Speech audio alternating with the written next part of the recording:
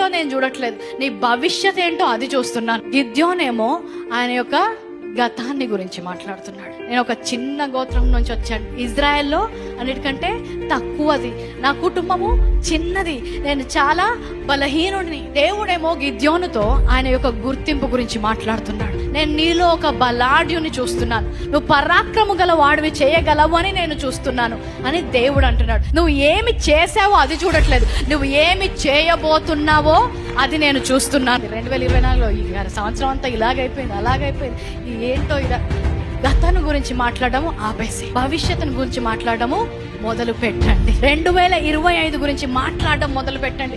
పాత ఏమైపోయిందో దాని గురించి దేవుడు పట్టించుకోవట్లేదు.